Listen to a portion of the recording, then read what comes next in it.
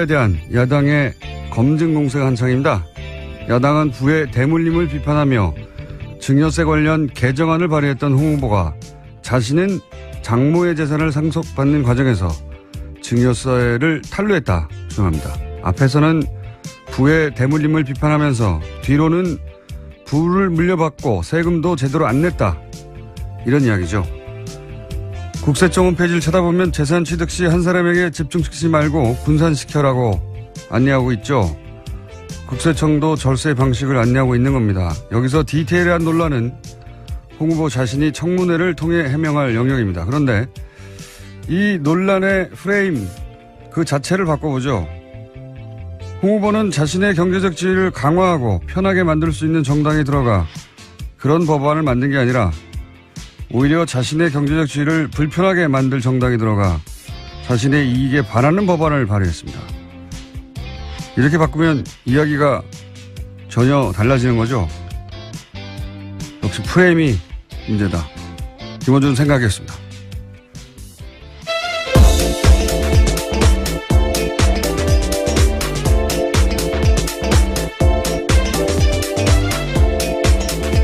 시사인의 김은주입니다. 홍 후보 이야기를 잠깐 해볼까요? 네. 잠깐만 하고 넘어가 보자면, 제가 그 이유는 맨 마지막에 얘기할게요. 네. 이게 한마디로 말해서 꼼수 아니냐, 이런 거죠. 네. 또 과거에 여러 가지 비판들을 해왔기 때문에요. 그런 이야기가 나올 수밖에 없는 상황이긴 합니다. 그렇게 보일 수 있고, 그리고 그 디테일은 그럼 홍 후보가 청문회에서 스스로 해명할 영역이긴 해요. 근데 이제 두 가지를 이야기하고 싶은 대목이 제가 있어서 이야기를 시작한 건데, 세법, 이게 뭐 꼼수냐 아니냐, 이건 세무 영역이고요. 예. 정서적인 부분도 있어요. 뭐냐면, 너도 장모 재산 많이 물려받지 않았냐. 부의 대물림을 비판하면서 위선적이다, 이런 거거든요. 또 게다가 미성년자 자녀 부분까지 있다 보니까 그런 건데요. 이게 정서적으로 먹힌 부분이 있습니다. 근데 장모 아내 외손녀로 이어지는 증여를 그럼 사회가 거부하나요? 전 이건 말이 안 된다고 봐요. 정서적인 부분이 있다는 건 이해가 가는데 거부할 수 없는 겁니다. 그래서 이걸 쪼개기 증여라고 또 표현하는데, 두 번째로는 분할 증여는 상식적인 방식이라고, 저도 잘 몰라서 물어봤더니 세무사들한테 상식적인 방식이라고 하는데, 문제는 증여세, 이거의 핵심은 증여세를 부모가 자식에게 현금으로 주고, 자식이 아직 어리니까, 그리고 그 현금에 대해서 증여세를 또 내느냐, 아니면 홍 후보가 한 것처럼 부모가 자식에게 그 돈을 빌려주고, 그리고 빌려준 것에 대해서 뭐 세금과 이자를 내느냐. 근데 세무사들한테 알아보니까 이게 절세 그 자체가 진짜 목적이었으면 이거부터 깜쪽 같은 방법은 많다고 해요. 그러니까 절세 자체가 목적이 아니다. 그럼 뭘까? 제가 생각을 해 본 적이 있거든요. 왜 복잡한 방식으로 실익이 그다지 없다는데. 부모가 자식에게 현금을 그냥 주라는 거거든요. 야당의 주장은. 그냥 주고, 그걸로 세금 내게 하고, 그리고 그 준 돈에 대해서 또 세금을 내면 되지 않느냐. 이런 얘기인데, 저는 그냥 줬다가 하면 그것도 부의 대물림이라고 뭐라고 했을 거예요. 예. 세금을 부모가 대신 내주고. 근데 이 방식은 뭐냐면, 건물을 증여받았단 말이죠. 그러면 증여 시점에서는 아직 그 건물에서 세가 안 나온 거니까 그 시점에 돈을 빌려줍니다. 왜냐하면 노력하지 않고 재산을 물려받았으니까, 그리고 그 세가 나오면 그 세로 계속 그걸 갚아라. 이걸 계약을 쓰고 심지어는 원천 징수됐더라고요. 제가 보기엔 이게 홍 후보가 가진 경제관 혹은 부의 대물림에 대한 사고방식인 것 같은데, 부모 자식 간이라도 네가 수익이 생기는 것이면, 더군다나 물려받은 것이면 계약서 쓰고 이자율로 정했어요. 8점 몇 프로인 거야. 이자 소득도 원천 징수하고. 굉장히 깔끔한 방식인 것 같은데, 제가 보기엔 거꾸로. 하도 이게 이제 꼼수라는 기사만 쏟아져서 프레임을 바꾸면 다르게 보인다. 기본적으로. 그 얘기를 하는 거고, 세부적인 해명은 본인이 할 얘기고요. 청문회 이후에 다시 한번 얘기해보죠. 네, 다음 주 금요일 날 청문회 예정돼 있습니다. 네. 자, 오늘 뉴스가 재밌는 게 많습니다. 네, 그런데 시간이 짧다고 해서요. 굉장히 빨리빨리 진행해야 된다는. 좋습니다. 예, 팀장의 네, 오늘 이야기가 있었습니다.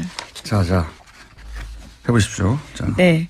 어제 국정원 특활비 관련된 내용 말씀드렸는데요. 네. 곧바로 이재만 안봉근 전 비서관이 검찰에 체포됐습니다. 그리고 나서는 검찰에 가서 관련된 사실들을 모두 시인했다라고 하는데요. 자세한 내용들이 좀 나왔습니다. 이현수 전 국정원 기조실장이 이른바 007 가방에다가 5만 원권 지폐를 가득 채워서 매달 1억 원씩 줬다라는 건데요. 매달 1억 원. 예. 자신의 차에다가 돈을 싣고요. 청와대 주변을 돌면서 두 사람을 은밀하게 만났다라고 합니다. 이런 식으로 40억 원 넘는 돈이 갔다라고 하는 건데 영화에 나올 만한 장면들이죠. 이게 신선한 방식이에요. 국정원에서부터 상납받다는 국정원이 어디서부터 상납받았다. 굉장히 어울립니다. 예. 근데 국정원이 어디다 상납했다. 네. 심지어 기조실장이 직접 줬다는 건데요. 네. 저는 이건 빠져나가기 힘들다고 보는 게 어제 제가 이거 개인 착복 가능성도 있다고 말씀드렸는데 개인 착복이어도 문제고요. 그 돈으로 예를 들어서 뭐 최순실 관련 비선 실세 예산으로 썼어도 문제고요. 그게 아니라 뭐 정치적 지원을 했어도 문제고요. 뭘 했어도 문제예요, 이 돈은. 예. 어디로 가도 걸린다. 예. 굉장히 신선한 세금 착복 방식입니다. 이게 제가 보기에는 국정원 돈은 꼬리표가 없으니까. 네, 구체적인 사용처를 밝히지 않아도 되는 이른바 깜깜이 예산이라는 점 때문에요. 네. 이제서야 겨우 드러나게 된 겁니다. 그러니까 이거는 절대 안 드러날 줄 알았겠죠. 그 돈을 받았을 때는. 당사자 진술이 없는 이상에는 절대 모를 돈인데요. 네. 이거 외에도 또 이건 이것대로 있고 또 따로 조윤선, 현기환 수석 이 양반들은 매달 또 현금으로 500씩 받았다는 거 아닙니까? 네, 게다가 여기에 돈 전달책 같은 경우에는 추명호 전 국정원 국익전략국장이 지목되고 있습니다. 최순실 라인이라고 하는. 네, 그렇죠. 이분이 확실히 청와대 핵심 라인과 중간책이었던 건 확실한 것 같아요. 국정원과. 네, 근데 지난번에는 구속영장이 기각된 바가 있습니다. 이 세금 혹은 예산에 관해서 명언을 남기신 분이 이미 전직 대통령 중에 있어요. 저희가 찾아봤더니 그래서 잠깐 들어보시겠습니다. 나는 평소에 탈세가 범죄이듯 공직자가 예산을 낭비하는 것도 일종의 범죄라고 생각하고 있습니다. 더구나 가장 어려운 사람에게 가야 할 돈을 횡령하는 것은 용서받지 못할 범죄입니다. 너무 옳은 말씀. 네, 이명박 대통령께서 그런 말씀을 이미 용서받지 못한다고 이놈들 이렇게 말씀하셨고, 네, 잘 들으셨죠? 자, 이거 관련해서는 앞으로 계속 사안이 커질 것 같습니다. 네. 자, 다음은요. 네, 다음 뉴스로 넘어가면요. 한중 양국 정부가 어제 지난 석 달 동안에 협상한 관계 개선 협의에 대해서 동시에 결과문을 발표했습니다. 먼저 사드를 둘러싼 기존 입장 차이를 재확인했는데요. 다만 군사당국 간 채널을 통해서 사드 문제에 대해서 소통하기로 합의한다는 문구가 포함됐습니다. 이어 교류협력이 양국의 공동이익에 부합한다며 모든 분야의 교류협력을 정상 궤도로 조속히 회복시키겠다라고 합의했습니다.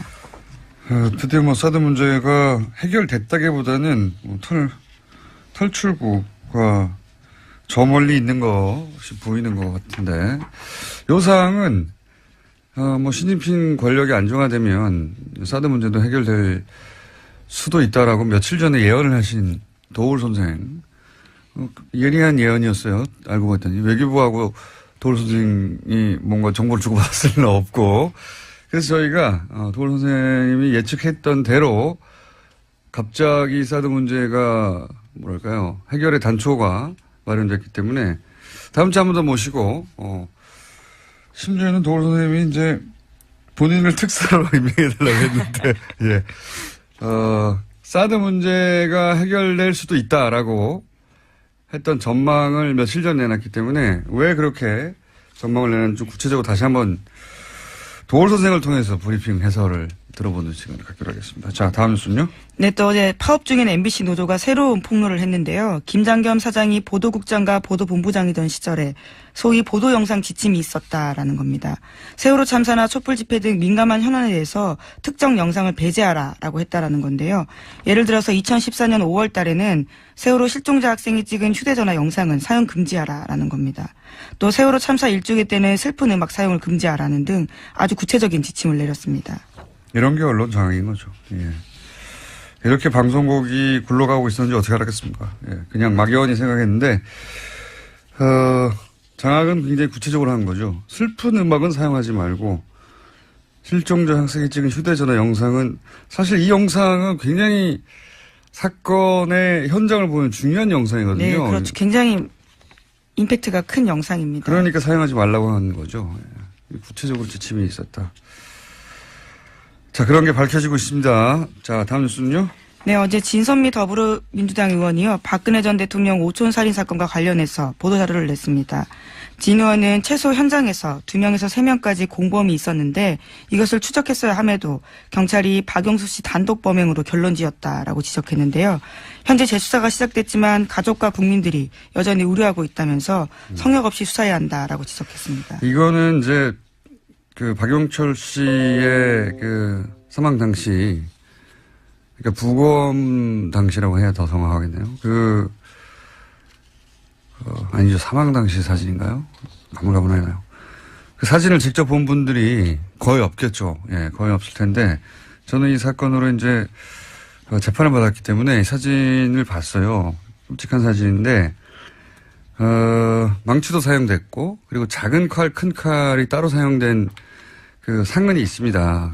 큰 칼이 아니면 불가능한 상처가 있어요. 그래서, 그러면 도대체 한 사람이 번갈아 가면서 옆에 도구를 두고 사용했다는 말이냐. 이게 상식적이지 않잖아요. 심지어 거기서는 모든 지문이 나오지 않았습니다. 그러니까요. 셋 다 박용수 씨의 예. 자살한 박용수 씨의 지문은 이 세 예상되는 범행 도구에서 나오지가 않았어요. 지문이 전부 다. 예. 그리고 더 이상한 건 망치는 바로 옆에 버리고 칼은 또 시내가에 버리고 예, 또 다른 칼은 가방에 있기도 하고. 칼은 예. 또 하나의 칼은 가방에 들고 가고 이게 말이 됩니까?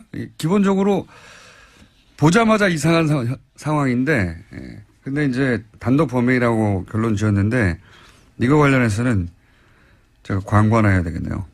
제가 SBS에서 블랙하우스라고 예, 이번 주 토요일, 일요일 밤 11시 연속 방송되는데. 네, 타방송 이렇게 광고하셔도 괜찮나요? 저를 자르십시오, 그러면. 예, 현장에 제3자가 있었다. 예.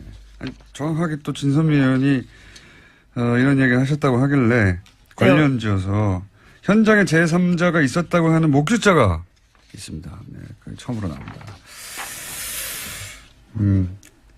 혼자 할 수 없었던 혹은 혼자 했다고 하기엔 너무 이상한 정황가 너무 많아요. 예. 누가 이거 하나로 하고 한 손에 세 가지를 들 수는 없잖아요. 네, 현장만 가봐도 사실 알 수 있는 일입니다. 정말 이상하다라는 점들은요. 그러니까요. 현장만 가봐도 아니 이 사람이 왜 새벽에 그 굉장히 가파른 등산로거든요. 예, 제가 직접 그 등산로 걸어봤습니다. 절벽이 있거든요. 그러니까요. 예. 그리고 조명이 있습니까? 거기 가로등에 전혀 산속에? 없죠. 예. 새벽에 어떻게 그 절벽을 타고 올라가서 자살합니까? 아니 절벽 하나를 넘어도 되는 것도 아니고 그 3km를 가야 돼요. 그 길을 타고 밤새. 말도 안 되는 거죠. 그렇다고 후레쉬가 있었느냐? 후레쉬도 발견 안 됐어요. 절벽으로 올라가는 길에 밧줄 같은 게 있는데요. 정말 장갑을 끼고 잡아야 될 만한 그런 밧줄입니다. 그러면 그 밤에 장갑하고 거기를 그렇죠. 장갑이랑 손에 무슨 흔적이 있는데 없단 말이죠. 이건 조금만 당시 제대로 수사했어도 단독 범행으로 결론내는 건 말이 안 되는 거거든요. 자, 과연 그러면 누가 있었느냐? 예, 밝혀 꼭 줘야 됩니다. 이 사안은. 이미 조용히 민원연 김영경 사무처장님 옆에 앉아서 예, 빨리 하나 더 해야 될 것 같은데요. 예, 제목 정도 읽고 넘어가죠. 네. 어제 트럼프와 관련되어 있는 러시아 스캔들에 대해서 뮬러 특검이 1호 기소했다라고 말씀드렸는데요. 추가 그 밖에 기소했고. 예, 2명이 더 있습니다. 또 딴 것도 있습니까? 예, 또 하나 더 있고요. 또 어제 미국에서 상원 외교위원회 청문회가 있었는데요. 매티스 네. 장관이 나왔습니다. 이에 대해서 매티스 장관이 미국에 대한 북한의 공격이 임박했을 경우에 미 대통령이 군 통수권자로서 권한을 사용할 수 있다라는 조선일보의 오늘 아침 보도가 있습니다. 이거는 조선일보가 정말 이게 바로 프레임이라는 겁니다. 예, 제가 홍 후보에 대해서 프레임의 문제라고 말씀드렸는데 조선일보는 트럼프 북한의 공격 임박 시 미 의회 동의 없이 공격 가능 이렇게 제목을 뽑았어요. 근데 이 사안은 말이죠. 미 상원 외교위원회 청문회에서 대통령이 전쟁 개시 권한을 제한해야 한다고 청문회를 연 거예요. 지금 거꾸로. 그러니까 핵심은 여기에 나온 당연히 국방장관은 이렇게 말하죠. 대통령한테 그런 권한이 있어야 된다고 주장하지만 이 청문회는 거꾸로 대통령의 권한을 제한해야 되겠다. 트럼프 대통령이 전쟁을 개시할 수 있는 권한을 가지는 게 위험하다는 발상이 지금 있는 겁니다. 미 의회에. 그래서 미 상원의회가 대통령의 권한을 제한해야 되는 거 아니냐. 이런 청문회를 열었는데 국방장관은 동의하지 않는다는 말을 하는 거지. 트럼프가 미 의회의 동의도 없이 공격이 가능하다는 게 이게 지금 언론용어로 미다시로 뽑힐 일이 아니에요. 제목으로 타이틀로. 이걸 이렇게 프레임을 이렇게 바꾸네요. 네. 자, 그런 일이 있습니다. 트럼프 대통령의 전쟁 개시, 전쟁 선포 권한을 제약해야 한다라는 청문회가 지금 있어요. 예, 미 헌법과 그게 관련되어 뉴스입니다. 있는 뉴스가 있습니다. 자, 여기까지 하겠습니다. 네, 시사인 김은지였습니다. 감사합니다. 네. 이 어울립니다. 예. 근데 국정원이 어디다 상납했다. 네, 심지어 기조실장이 직접 줬다는 건데요. 네. 저는 이건 빠져나가기 힘들다고 보는 게 어제 제가 이거 개인 착복 가능성도 있다고 말씀드렸는데 개인 착복이어도 문제고요. 그 돈으로 예를 들어서 뭐 최순실 관련 비선 실세 예산으로 썼어도 문제고요. 그게 아니라 뭐 정치적 지원을 했어도 문제고요. 뭘 했어도 문제예요, 이 돈은. 예. 어디로 가도 걸린다. 예. 굉장히 신선한 세금 착복 방식입니다. 이게 제가 보기에는 국정원 돈은 꼬리표가 없으니까. 네, 구체적인 사용처를 밝히지 않아도 되는 이른바 깜깜이 예산이란 점 때문에요. 네. 이제서야 겨우 드러나게 된 겁니다. 그러니까 이거는 절대 안 드러날 줄 알았겠죠. 그 돈을 받았을 때는. 당사자 진술이 없는 이상에는 절대 모를 돈인데요. 예. 이거 진술이 나온 외에도 또 이건 이것대로 있고 또 따로 조윤선, 현기한 수석 이 양반들은 또 매달 또 현금을 500씩 받았다는 거 아닙니까? 네, 게다가 여기에 돈 전달책 같은 경우에는 추명호 전 국정원 국익전략국장이 지목되고 있습니다. 최순실 라인이라고 하는. 네, 예. 그렇죠. 이분이 확실히 청와대 핵심 라인과 중간책이었던 건 확실한 것 같아요. 국정원과. 네, 근데 지난번에는 구속영장이 기각된 바가 있습니다. 이 세금 혹은 예산에 관해서 명언을 그리고 그 현금에 대해서 증여세를 또 내느냐 아니면 홍 후보가 한 것처럼 부모가 자식에게 그 돈을 빌려주고 그리고 빌려준 것에 대해서 뭐 세금과 이자를 내느냐. 근데 세무사들한테 알아보니까 이게 절세 그 자체가 진짜 목적이었으면 이거부터 깜쪽 같은 방법 많다고 해요. 그러니까 절세 자체가 목적이 아니다. 그럼 뭘까?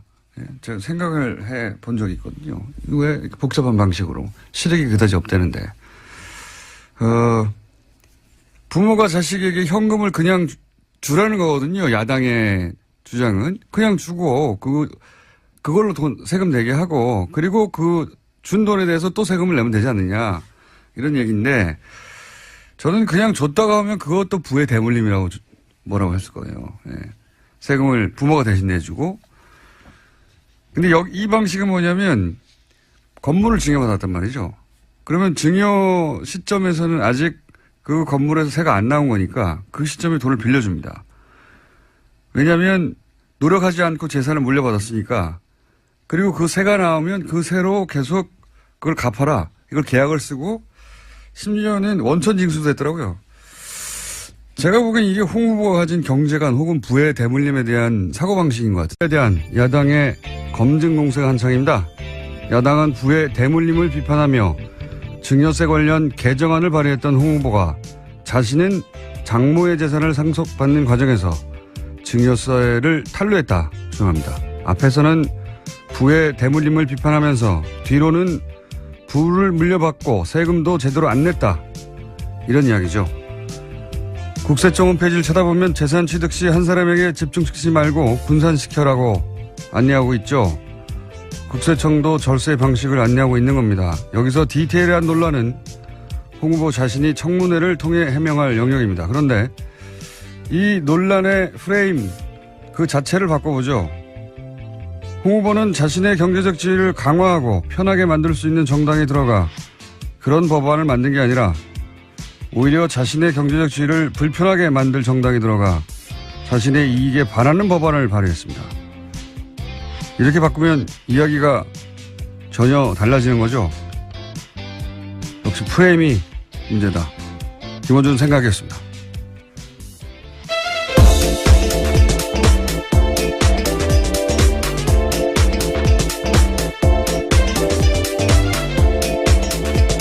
시사인의 김은지입니다. 홍 후보 이야기를 잠깐 해볼까요? 예. 잠깐만 하고 넘어가 보자면, 제가 그 이유는 맨 마지막에 얘기할게요. 예. 이게 한마디로 말해서 꼼수 아니냐 이런 거죠.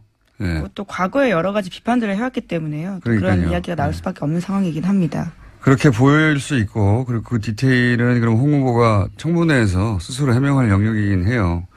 근데 이제 두 가지를 이야기하고 싶은 대목이 제가 있어서 이야기를 시작한 건데, 세법. 이게 뭐 꼼수지 아니냐. 이런 건 세무 영역이고요. 예. 정서적인 부분도 있어요. 뭐냐면, 너도 장모재산 많이 물려받지 않았냐. 부의 대물림을 비판하면서 위선적이다. 이런 거거든요. 또 게다가 미성년자 자녀 부분까지 있다 보니까 그런 건데요. 이게 정서적으로 먹힌 부분이 있습니다. 근데 장모 아내 외손녀로 이어지는 증여를 그럼 사회가 거부하나요? 전 이건 말이 안 된다고 봐요.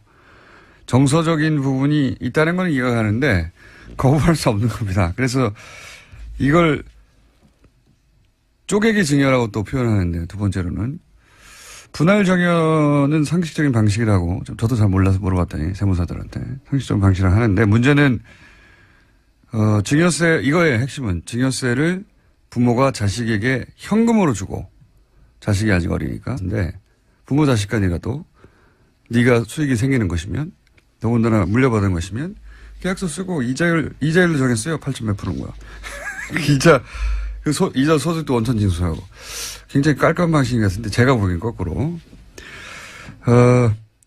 하도 이게 이제 꼼수라는 기사만 쏟아져서 프레임을 바꾸면 다르게 보인다. 기본적으로 그 얘기를 하는 거고 세부적인 해명은 본인이 할 얘기고요. 청문회 이후에 다시 한번 얘기해보죠. 네, 다음 주 금요일 날 청문회 예정돼 있습니다. 네.